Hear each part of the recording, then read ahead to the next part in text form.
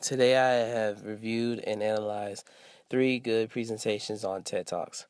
The first one that I've done and looked at was Shivani Rajan, who she presented on the acceptance of failure, where she goes through in storytellings of being a perfectionist and how she's scared to fail.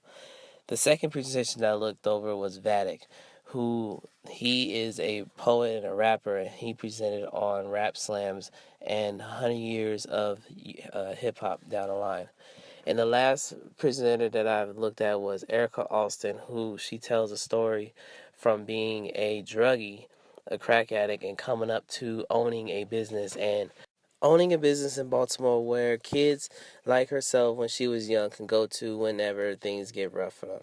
The first presenter, Shivani, she is a very youthful presenter, and what I really liked about her presentation is the fact that I could relate a lot from her about being a perfectionist and afraid of failing.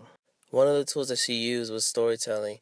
She basically told story how she had a project being done in school. She had 2 weeks left. That everybody was ahead of her, and she had nothing going on. When it was time for her to do it, she got stuck on spelling the word because, and she was so in tune to be a perfectionist that she didn't know how to spell it.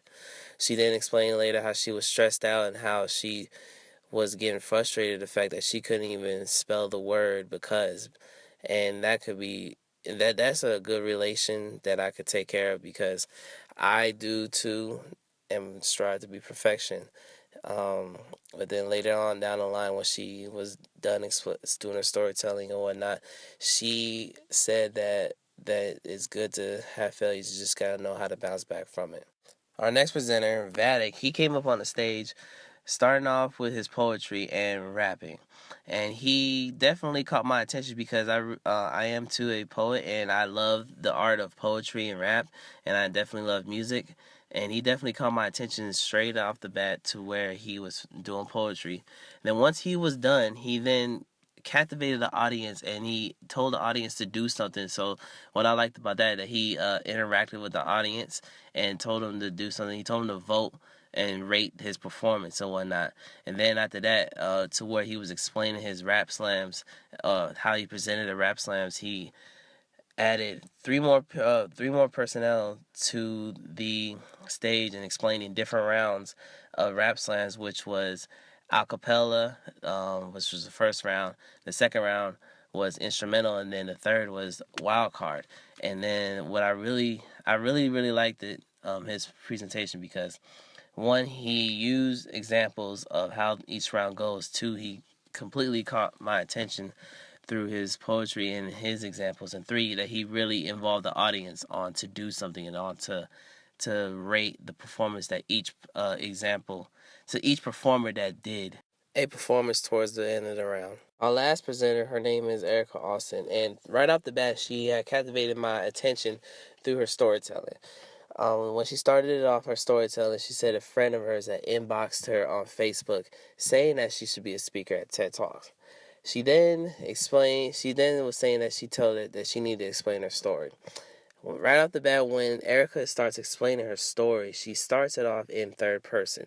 And she talks about a girl, which is really her, who was a drug addict and she started from nothing and she really became something. She is an executive producer at for Be Extraordinary for Women and helping kids getting off the streets and staying out of trouble down the streets of Baltimore. And one of the tools that she used that really caught my attention and really kept me grabbed and drawn to her was her storytelling and her expression, and her face expressions told the story as it all too. And that really captivated me and the audience as well. Erica also uses her audience throughout her story and interacting with them.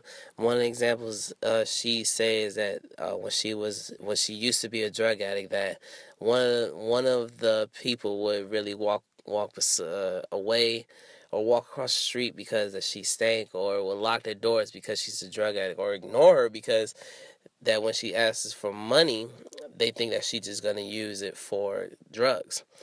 And it really, really caught me by surprise because she was being real with it. She was telling the truth and how people would really act on it. Now we come to the 10 qualities and skills I've seen throughout the presentation. One was connection. Each and last presentation that I've watched, they have connected to the audience in some type of way. Number two was storytelling, and again, everyone had told a beautiful, beautiful story, and that really, really had captivated me and caught my attention. Number three were examples. One mostly going towards the Vedic presentation that he brought through three different examples throughout his presentation that he explained. Number four was expression. Each and last one of them had very, very good expressions throughout their faces that how show that they are really, really involved in this.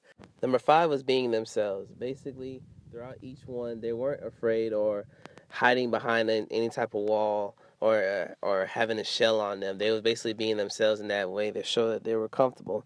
Which comes to number six is passion. That even when they're being themselves, they show how passionate they are about what they're doing throughout the presentation. They show passion through their presentation. Number six is calm. They did not show any nervousness or anything like that, except for me. I'm showing a lot of nervousness in this in this small presentation. Number eight was eye contact. They always kept their eyes on their audience. They never strayed away. They never looked away on their audience. They always kept good eye contact. Number nine was right to the point. They didn't draw out or they didn't beat around the bush on what they're talking about. They went in, told what they needed to say, and then got good reactions out of it. And number 10 was pace, meaning that basically they just did not rush it. They kept a straight level